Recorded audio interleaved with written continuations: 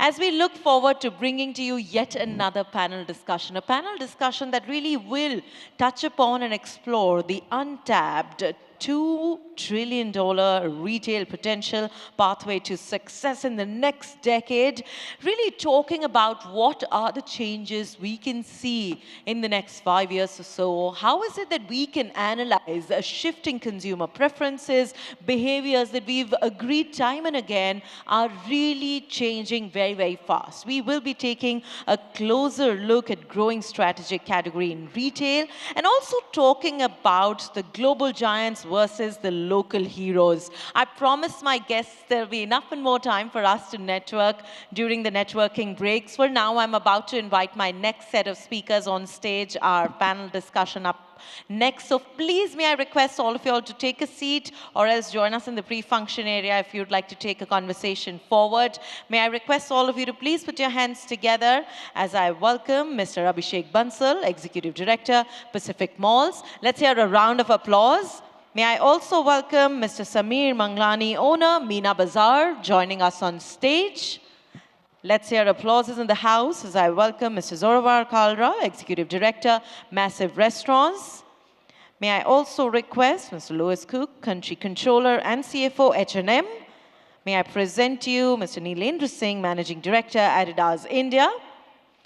And let's hear it up for our moderator, Ms. Pushpa Bector, Senior Executive Director and Business Head, DLF Retail, joining us on stage, our esteemed panelists right here. I would also like to remind my guests that we look forward to hearing your questions, so please keep them coming. Last 10 minutes, maybe we can have an open house with all of you all. Everyone standing out there, as a respect to our wonderful speakers, may I request you all to please take a seat. Those of our guests standing at the gateway, may I request you all to please settle down. Let's be kind to our speakers on stage, please. Ms. Bector, all yours.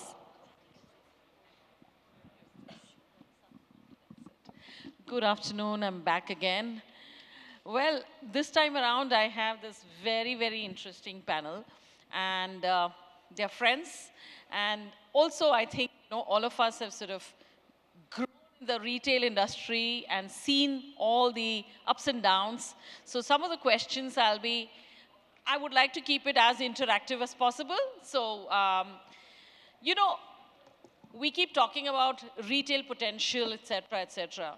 But as we talk about that, we also need to see what are the changes that happen in our specific, Zorawar in F&B, and ethnic wear. It's so well represented that Sameer is Mr. Meena Bazaar. He has done such a great job in it.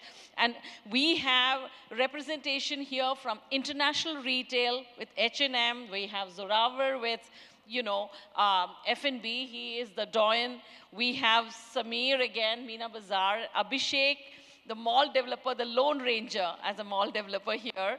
And we have Neil, who is from Adidas. So, the idea was to get this eclectic panel together to understand from each one of you, what are the changes that you've really seen in these past 5 years? Let's start with that. And these 5 years have been transformative. A, we had a pandemic. Yes, that also taught us quite a bit. B, we had a consumer which was fast changing, and their preferences were fast changing. As Sriram was saying, as a developer, we build the soft hardware. But really to attract that consumer every day and to see what is happening, you guys have that pulse on the ground very, very closely. So we'd love to know. Can I start with you, please? Sure. So good afternoon, everyone. I think it's a handful of things that have really changed over the past 5 years. And for us, most probably the biggest one, I would say, is definitely digitalization. I think we speak about it quite a lot, but when we look at how it has evolved through COVID, for us, it's really unique in how the share of online has really been growing, and it continues to grow. So I think really nurturing that and being able to acknowledge that consumers are shopping equally on both sides is really something that has changed and is unique in India for the H&M group in one way, because the trends have been much stronger for us. And that's most probably thanks to the fact that we've been able to be digital pre-COVID. And I think that has enabled us to really have both of the channels together as strong and really enabling themselves. I think the second biggest change for us is a lot related to the definition of convenience. And whether we like it or not, I think convenience is an ever-evolving term, and that is what I think constantly puts us on our toes on what the customer wants, whether it's price, whether it's products, or whether it's the latest inspiration that we can offer as an international brands. So I would say definitely digitalization, but as well convenience for consumers. I'd like to ask a specific question, Louis, to you. So in the India market, when you see fits, material, do you see a big difference as compared to, say, the European market? Or do you just treat us as the rest? No, I think the beauty of India, its diversity, and I think it's something that we need to acknowledge to be able to make an impact and to meet the customer's demand. So I think definitely on the fits and as well on the sizes, something that we're trying to improve and work on every day to be able to meet the customer's demand. So I think the feedback is what we work on to be as relevant as possible, especially from a sizing point of view. Right. Lots of work to do, but I think we are trying to work on that for sure. Right. So Zorawar, the past 5 years, you were in the forefront of NRAI at that point in time. You were seeing what was happening. But with millennials and Gen Zs taking over, literally, I remember way back, we had done a national survey with Coke, and they said people come out to eat once a month. That was a national survey result, and it cost us quite a bit, and we did that. Now it's like once a day. So how are you, seeing the change from a consumer point of view, and more importantly, how are you coping with your back-end infrastructure? How are you ensuring that the quality consistency is there? What's happening in that space? Great to be here, and especially great to be moderated by you. Pushpa, we've known each other for years. Some great friends on the panel. In fact, Abhishek is through whom I started my entire retail journey. The very first store I ever opened in my life was at Pacific Mall at Indrapuram, Ghaziabad. And it was literally the very first foray. I came to you many years later, but so I have great memories of him. He's a great guy. I saw him build his incredible company at that time, sitting in the office in that separate floor he had. So it was a lot of fun. I saw him build everything at that time. I think the past 5 years have been peaks and troughs, I think worldwide. And I would like to kind of break up the past 5 years into 3 different stages. One is the pre-COVID era. One is the COVID era itself, which lasted, I would say, about 1.5 years. And then there's the post-COVID era. We all know about the Indian dynamic. You shared it so beautifully. I think India will have the world's largest, youngest urban consumer base by the year 2030. The world's largest, youngest. And in a couple of decades after that, a lot of studies state that it'll be the world's largest, young or no. And I think that itself offers a great opportunity. Before 2020, March, it was, expansion, keep taking risks, keep opening big restaurants, open restaurants with crazy rentals, with, even in slightly, not compromised, but slightly challenging locations. But the idea was about growth, and there was positivity. There was a lot of, overall, I think there was a consensus that you keep building and people will keep coming. Come COVID, that obviously came to a stall. I remember on the March 22nd, I think when the lockdown happened, 23rd of March, I had a whole bunch of people, 2,500 odd employees, and zero income because I had no delivery business. I had zero delivery business, and had you spoken to me in any time before March, I would have said, delivery sucks, I can't control the experience, I can't control the environment in which the consumer consumes the product. So I was against it, and I had zero business. So it was a true existential crisis. And so that kind of changed the way we thought. We built now a delivery business that is almost 40% of our total turnover. And that's a pretty big pivot for us, because from somebody who hated it to somebody who kind of had to embrace it because of the necessity of the situation. And then, of course, in the post-COVID era, which you would say, I would say this is probably June or July of 2021, when the second Delta, the stage hit, and that was really, really disturbing. A lot of people lost their lives. Everything shut down again. We had just recovered, just trying to pick up things. The response and the fundamentals of the industry were so strong that consumption came back very quickly. But 2021, July, and April, May, June, July, these 4 months were even more challenging. And then, of course, I would call any time post that, mid of 2021, to be the post-COVID era, where people became a little bit more careful. People started tightening their belts, pulling up their socks. The P&Ls were looked at in much greater detail. And perhaps, in our industry specifically, the kind of crazy expansion was calmed down a bit, because the feeling was that this is the second one, what if there's a third one? Of course, the third one came in December. It lasted 20 days, inconsequential, luckily, for all of us. That third one, I think, pretty much removed the COVID threat for most of the world for some amount of time. In the post-COVID era, which is what we're experiencing now, I think the gung-ho attitude is coming back. I think people are now getting, again, excited about the retail aspects of this country. The population obviously helps us. Gen Z is the one to focus on right now. I don't even think about millennials anymore. I think millennials are old. My wife is borderline millennial, literally 1982 born, so I'm not. I'm older than that. But in general, I think, at least for the F&B sector, I can't talk for the others, the Gen Z becomes the next focus, right? They're the people that are now going to be the major consumption drivers.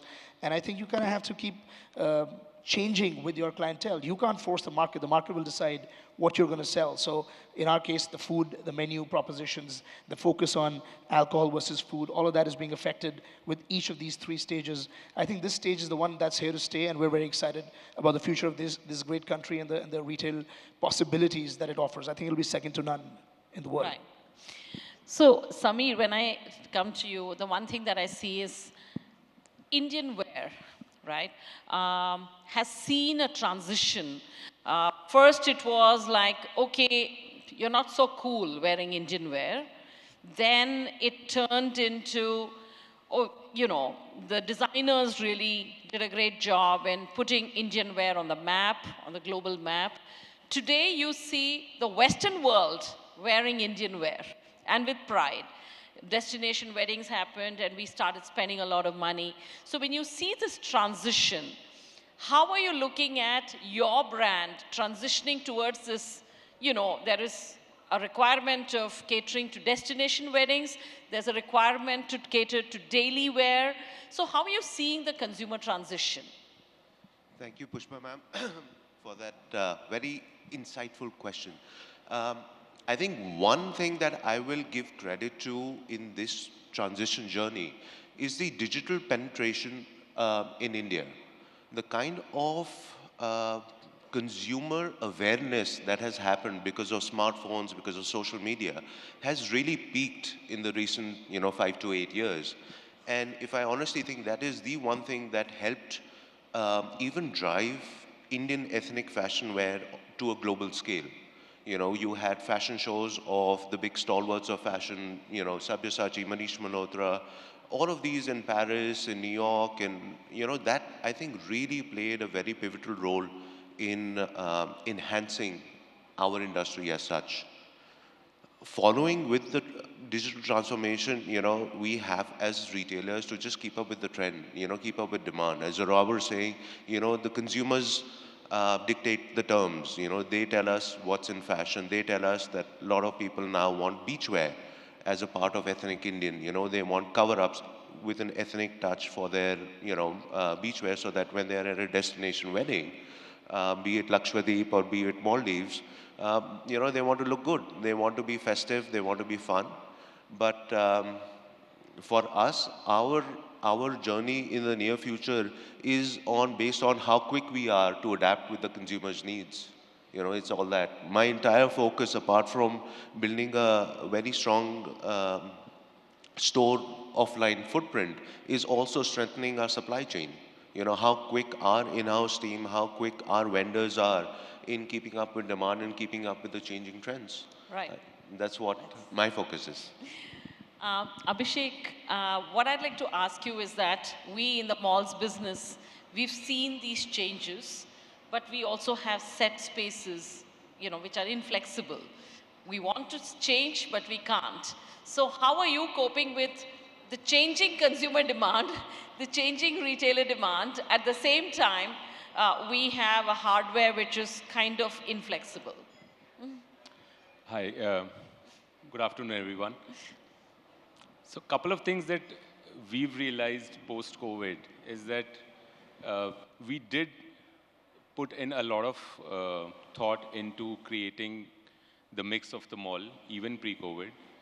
But something changed post that is we also started looking at the pedigree of the company that you're leasing to and what the company stands for, depth क्या है, 3 महीने का shock झेल सकती है या नहीं झेल सकती है, things like that.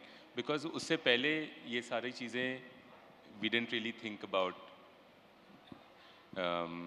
But अब वो चीज़ों को सोचने का ज़रूरी हो गया because it's a very fickle business. एक क्वार्टर भी ख़राब होता है तो immediately फ़ोन कॉल्स आने शुरू हो जाते हैं कि क्या हो रहा है, सपोर्ट चाहिए. So it's very important that you are of course you have to create the right mix for the center, but you also have to see while creating that mix what is the kind of tenant you are leasing to, and do they have a cushion of at least a few quarters. So that's one large change that I think as a company we've started seeing. The second thing, of course, like you said, we have fixed spaces and there's only so much change you can do with, bound leases, etc., etc. A few things that we've learned about creating exit routes for both tenant and the developer if it's not working out for both the parties. Yes. And in some cases, it may be working very well for the developer and not working well for the tenant. तो आगे आके कैसे support करना है and make sure that the tenant is also making money. But in a lot of cases, it may not be working well for a developer and working very well for the tenant. So there have to be a win-win situation जहाँ पे दोनों के लिए exit route planned हो पहले से. Right. So I think those things have to be very well thought of now before you get into that long-term relationship. There are some basics which now both parties understand that there is a certain level and quality of a shop, a look and feel, a visual merchandise, stock levels, staff training, ये होना पड़ेगा. Now, if we feel that there is a lack somewhere, what I feel is even retailers are now open to discussing that, having a dialogue on it. पहले we were also scared कि यार उनका business है, उनको चलाने दो, हमें क्यों बोलना है? Yeah. It was a very ingrained thing in कि हमें किराया आ रहा है, ठीक है, बाकी it's up to him. Even if there is a problem, we don't need to say anything. But I think we've broken that barrier and gone ahead and said that if we see a problem, it may not be reaching the guys at the head office. So we must come out and say things like that. And if we start that dialogue, it is taken very positively. Earlier on, we had that fear, at least, कि let's not talk about their business. If they're such a large company, I'm sure they know what they're doing. So I think these few changes on ground are making a lot of difference. And जो चीज़ शुरू में in the beginning, what you can do while creating the mix of the mall, वो आगे जाके it becomes a mammoth task to change. So you have to be very, very careful from day one. I think that's really the key. Totally agree. Well, Neil, you have been in a segment which has seen the maximum growth, right? Suddenly you had a whole country which became health conscious, and with Adidas you were at the forefront of seeing this spurt of growth online, offline, etc.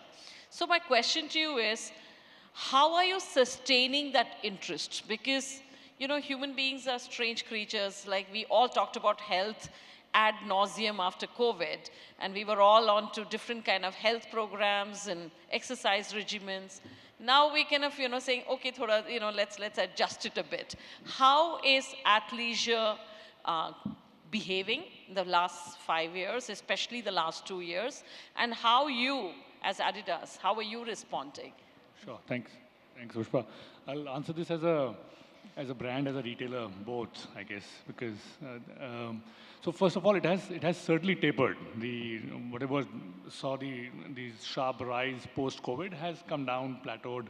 However, it's a mega trend. I don't think it's going away. I don't think Indians suddenly will become lazy once again, or will stop walking or training, etc. So this is a large scale trend that will continue, and I guess therefore all brands have an opportunity to dip into it, because consumers would want to buy into top end performance products to athleisure products. The way we have dealt with this is largely through distribution and product. So one way to sustain the momentum and recruit more consumers into this trend is to create new products. And when I say new products, I mean both functionality and price point. So one thing that we've done extensively well over the last few years is to bring global athleisure products to India, but also make in India for India. And that helps us reach the right price point for large set of consumers. Now, if the product is ready for the Indian consumer, then we talk about distribution, and therefore online comes into play, reaching into mid-market India comes into play, opening or enlarging our footprint comes into play. So India is such a large, addressable consumer base that just organic growth and reaching and recruiting new consumers can clearly help us carry on with the trend and address consumer needs. Lovely. Zorawar, this is for you. Now, food is the new fashion.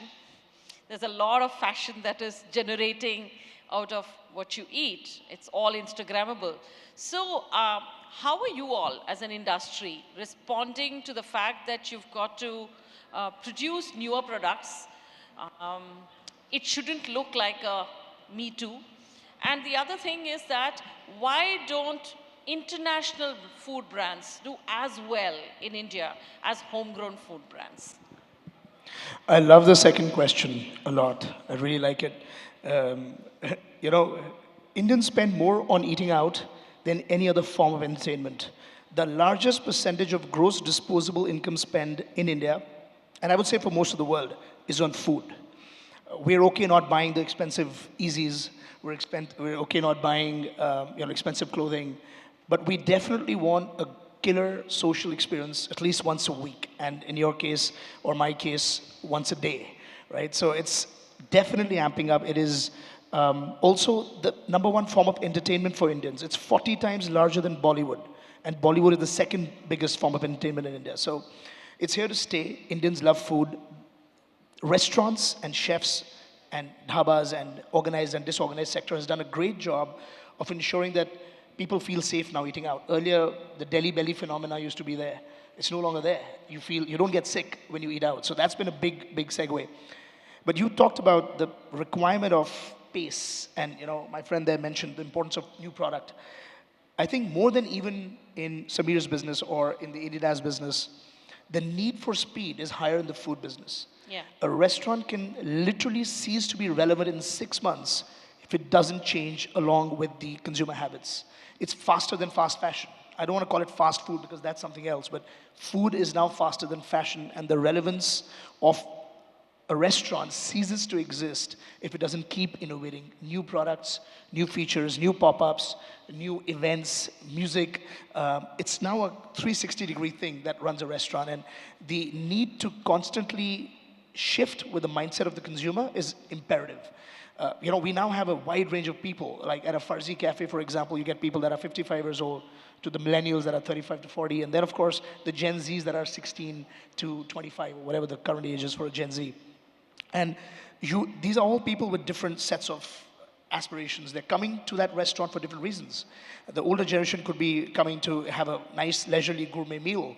The millennial might be coming to hang out with friends, and the young generation has come there to, exams are finished, we're going to chill with our peers. So the restaurant industry has this responsibility towards its consumer. And at the same day, and sometimes on the same table, you have 3 generations. And you have to keep changing, you have to keep introducing new products. If you don't keep top of mind recall in the restaurant space, you're going to cease to be relevant. And the problem is that the barriers to entry for a restaurant is much lower than the barriers to entry for other forms of retail. Anybody with, I guess a few crores in the bank can open a restaurant, and a few lakhs in the bank can open a cloud kitchen. The problem is there is consumer demand that is rising, but in some cases you see the supply of restaurants or cloud kitchens rising faster than the demand. And then what happens is people start chipping away. And you have this finite set of people, which is growing, no doubt, but the supply is increasing even faster, and as a result, growth gets stemmed. So it's important to get into our business for the right reasons. It's important to, in order to stay relevant, to keep changing at a pace that is perhaps even faster than any other form of retail. Yeah. So that's the one challenge and one thing we got to kind of accept as a occupational necessity. So my next question is to Louis and Sameer. Now, India is a very unique country where we have international fashion and Indian wear, both doing very, very well, right? So we have global giants and local heroes. So I would like to understand from you all, why don't you all, and never cross-collaborate, which could actually bring some, like you did it with Sabyasachi, and it was phenomenal. He sold out in what, 3 seconds? And so there is a huge market. Now, why don't you do that in the long run, That's one.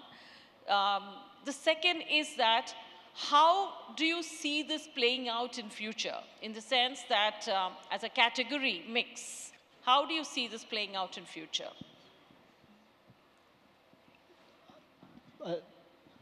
I want to thank you for that question. I want to give you a compliment. You're looking very elegant in this lovely chicken curry sari. And I'm really glad that you chose a formal sari over something Western. So 1 point for the local heroes there. Everybody loves an underdog. I feel the global big brands have always served as a source of inspiration for us retailers, small-scale retailers, at least in the ethnic wear. That story of how a Sabyasachi collab sold out within 3 seconds is truly inspiration. And I can tell you myself, I stood in lines because I was visiting the DLF Mall of India store at that time, and my wife and my kids said, you better get this for us. Not only that, so, how can I, as a brand, ethnic wear brand, create that kind of demand has been on my mind ever since. I'm fortunate a lot of Indian designers now are actually collaborating with smaller brands. They're doing pop collections, Sabyasachi also did with 𝐷𝐿𝐴. I don't know if you remember that, but he did that long time ago. And I think that sort of set the stage for bigger collaborations. Maybe the time wasn't right at that time. But now I feel that smaller collaboration within local designers or Indian designers with these retailers is definitely up on the cards. That would be sooner than you think, and sooner than a big, big brand like H&M or Zara or could collaborate with a Indian brand. The need for in food, that ghar ka khana is always there. Don't get me wrong, I'm all for, eating outside. I'm all for variety in clothing as well.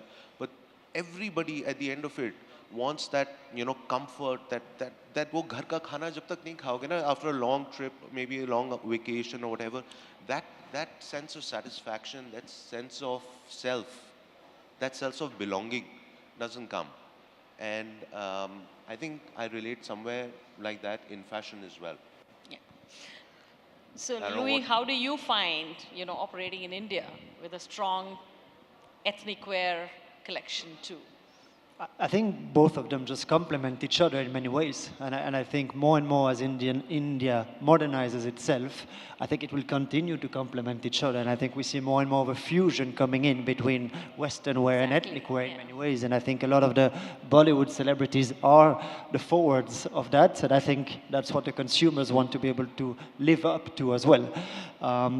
I truly believe that I think this story of being able to mix Western and ethnic will continue to complement each other in the future. However, I think it's important for us to acknowledge that we have a certain business idea and a strength that I think we will continue to take forward. And I think the aspiration of being able to democratize fashion for everyone is what I think a lot of consumers look at us for.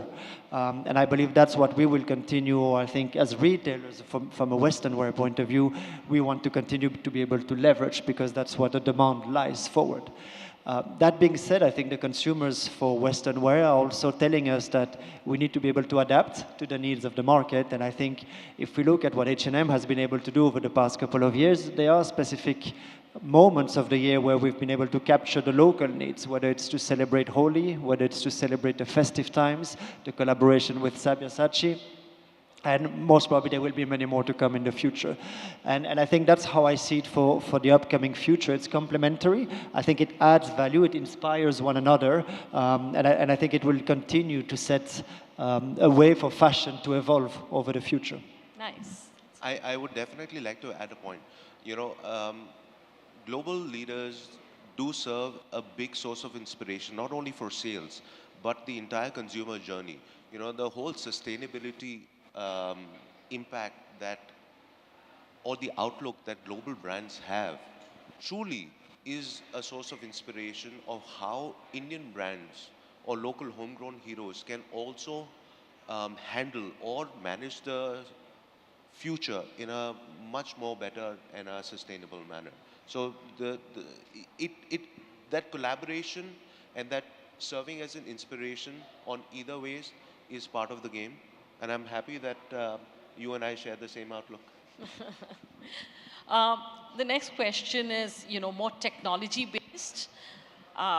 So, Abhishek, you represent malls and you represent a global giant. Now, loyalty programs or customer interfaces, how relevant is it? Because I have seen in the malls business, people have been struggling to crack that right loyalty program. And how relevant is it for you as a brand? Like, I'll start with Neil. How is it easy for you or difficult? What are the good things that you can adapt for India? Because other than the Miles program, one doesn't see any other loyalty program which is having that much of an impact. Great question. Great question, Pushpa. We have a global membership program called Addy Club, mighty successful in India as well. I think the first thing that worked very well for us, or works very well for us, it's a truly cross-channel, omni-channel program. So we can acquire consumers online and they can redeem offline. And that's applicable not only on our own stores, but also our franchise partner stores. So consumer doesn't know own store hai or franchise store hai. So I guess making the program far wider is important to make it successful. The way Adidas looks at it is through earning points, we should be able to provide experiences that money can't buy.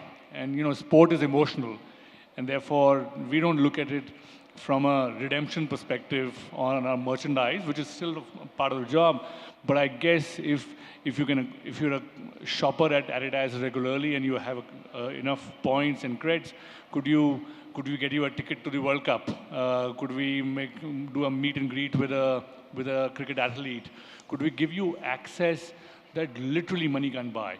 And I guess that goes a huge way in making sure that the stickiness of the program continues for a long time.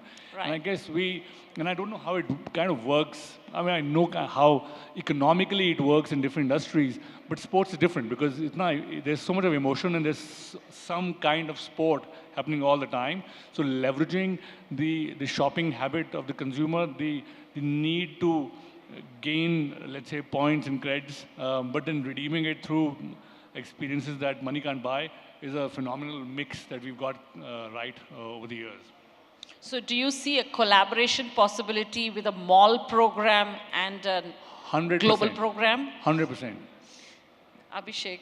So we've been killing ourselves for the last 2 years to create this loyalty program. And we studied a lot and we haven't come across a single very successful loyalty program from a shopping center developer perspective, because what happens is when the customer walks into the mall, he's a mall customer, but the moment he walks into a shop, he becomes a store customer. And loyalty के लिए mall के पास देने के लिए है क्या? I mean, what do we give? Free valet, free parking, food court का voucher, discount 10% voucher here and there. The customer is not really, excited about it. And also loyalty program also means that you want to service the top 25-30% of your actual high spender buyer. Not saying that you ignore the others, but that is where you want to concentrate on.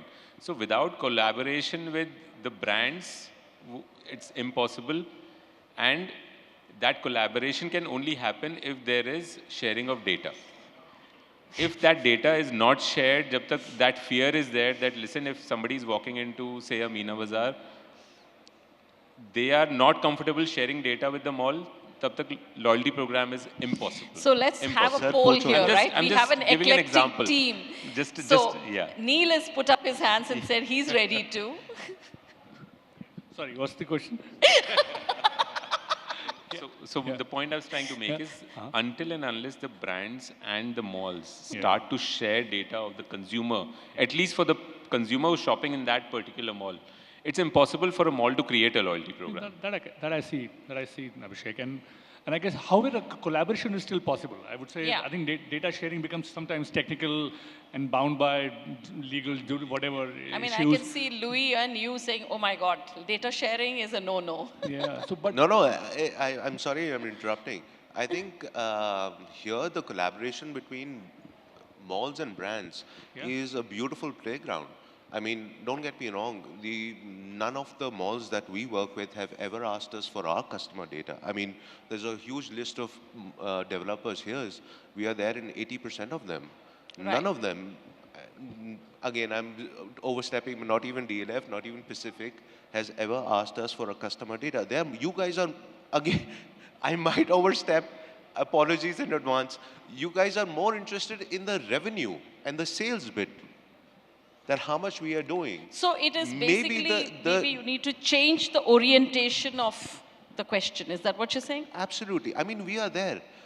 We are an open book. When we are sharing with you our deepest, darkest secrets of how many bills we are making, what is the GST value, what is the net value, ask. And you shall receive. Absolutely. Absolutely. So they have spoken. I'm always surprised in most of these mall, contracts. They have these, 5,000 rupees, 10,000 rupees, mall marketing promotion, vouchers. We ask for data. Okay, please show us. I don't want to name, but I have definitely personally asked as well mall developers to please at least share with me who you gave it to. I met with, on deaf ears. Nobody gave me. So I think this is very selective. Some people may be comfortable sharing data, some people may not be. But the point being, without this data collaboration, loyalty program, at least for a shopping center, is impossible to build. Right. Well, I would just want to add to this. I think the loyalty program is perhaps the best way to introduce stickiness with the consumer. And if we can work together with malls, I think that'll be a complete open, wide open arms embrace that we would like to do with the malls. The biggest challenge that we are facing in the F&B sector, for example, are the data sharing with Zomato and Swiggy. I mean, this is one of the key things that the NREI is trying to address, because technically the consumer that the Zomato and Swiggy claims to be theirs is not their consumer. Yes. It's our consumer. It's just using a platform. Similarly, if the mindset changes, and I'm sure all the people that take the decisions are here. You can take it for DLF. He can take for Pacific. It's a complete win-win.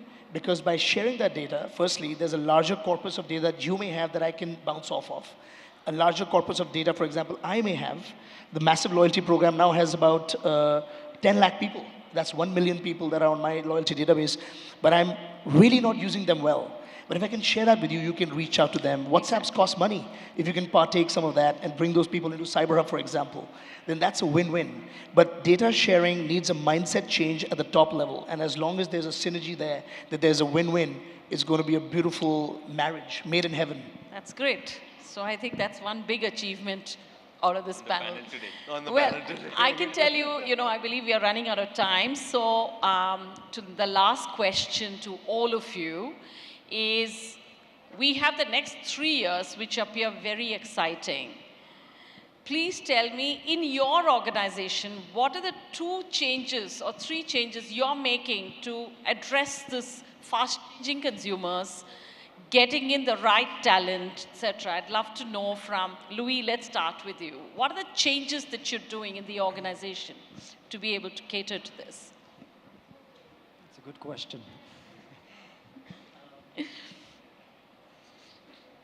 I think it's to remain, the biggest question to be answered is how do we remain relevant for everyone? And I think that's a very hard one to do. And I think there will be a lot of fails. I think it will be with trial and error.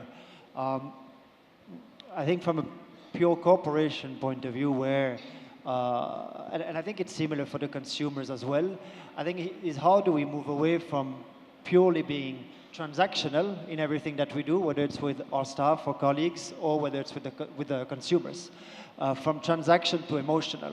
And I think the moment we're able to crack that nut of what does it mean to be emotional for every colleague or for every consumer, I think is where we will be successful.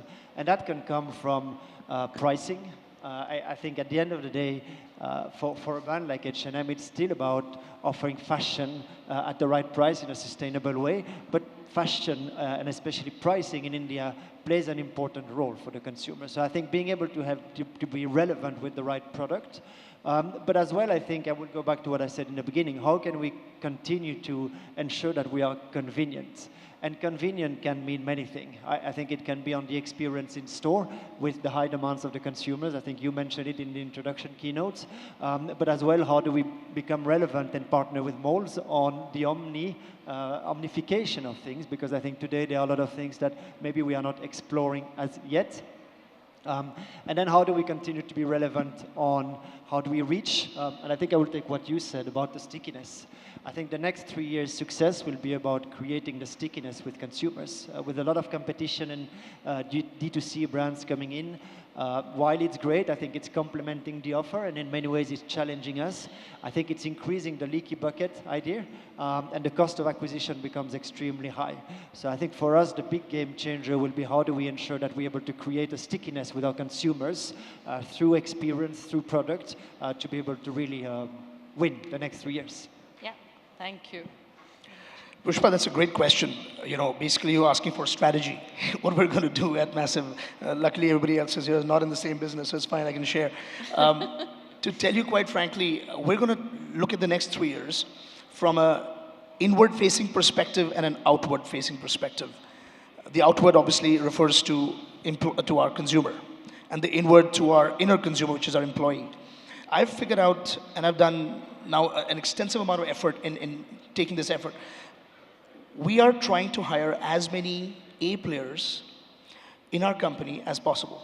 We found that a productive employee increases the productivity of his colleagues and peers by 30%, and a non-productive employee reduces it by 50%. So in order to serve a consumer, I need to have a bunch of A players.